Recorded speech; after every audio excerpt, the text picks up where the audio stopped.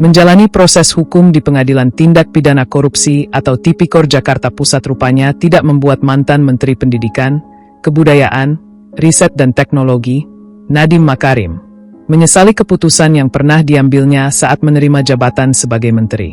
Hal tersebut diungkap langsung oleh istrinya, Franka Franklin, dalam sebuah wawancara di acara Rossi yang tayang di Kompas TV pada Kamis, 21 Mei 2026 malam. Di tengah sorotan publik terhadap kasus dugaan korupsi pengadaan laptop berbasis Chromebook dan Chrome Device Management, CDM, di lingkungan Kemendikbudristek, Franka Franklin menegaskan bahwa dirinya maupun Nadiem tidak pernah menyesali perjalanan pengabdian selama 5 tahun di pemerintahan.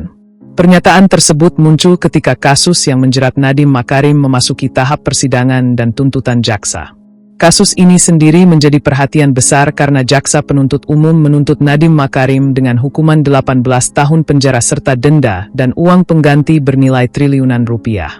Pengadilan Tipikor, atau Pengadilan Tindak Pidana Korupsi, merupakan lembaga peradilan khusus yang menangani perkara korupsi di Indonesia. Dalam wawancara tersebut, Franka Franklin menyampaikan bahwa jabatan menteri yang pernah diemban Nadiem Makarim memang membawa konsekuensi besar, termasuk proses hukum yang kini dijalani suaminya. Namun menurut Franka Franklin, semua itu tidak membuat mereka menyesal. Saya tahu Nadiem tidak pernah menyesal mengambil amanah itu, Mbak. Saya pun tidak menyesalkannya, jujur, kata Franka dalam acara Rossi di Kompas TV, Kamis, 21 Mei 2026, malam. Franka mengatakan alasan utama yang membuat mereka tetap menerima perjalanan tersebut ialah karena mereka merasa kebijakan-kebijakan yang dibuat Nadiem Makarim selama menjabat memberi dampak nyata bagi masyarakat, khususnya di dunia pendidikan Indonesia. Karena kami benar-benar bisa melihat bahwa pengabdian yang dia lakukan selama 5 tahun itu berdampak nyata, ucap Franka.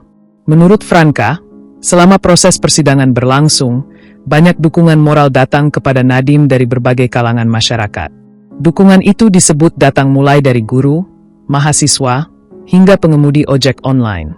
Ia mencontohkan kehadiran sejumlah guru dari berbagai daerah di Indonesia yang datang langsung ke persidangan untuk memberikan dukungan kepada Nadiem Makarim. Contohnya dalam persidangan itu kan ada 7 guru mbak datang dari Aceh sampai Papua, ucap Franka. Tak hanya itu, Franka juga menyebut seorang guru bernama Pak Arbi turut hadir dan menceritakan perubahan yang dirasakan sekolahnya setelah adanya kebijakan pendidikan yang diterapkan Nadiem ketika menjadi menteri. Selain guru, dukungan juga disebut datang dari kalangan mahasiswa. Franka menyinggung seorang mahasiswa bernama Utari yang menjadi bagian dari program Kampus Berdampak. Program Kampus Berdampak sendiri merupakan program pendidikan tinggi yang bertujuan memperkuat kontribusi mahasiswa terhadap masyarakat melalui berbagai kegiatan pengabdian dan inovasi. Semua itu adalah cerita-cerita yang akhirnya muncul dan datang dari orang-orang yang lebih berkompeten dari saya untuk mengatakan ini semua, tutur Franka.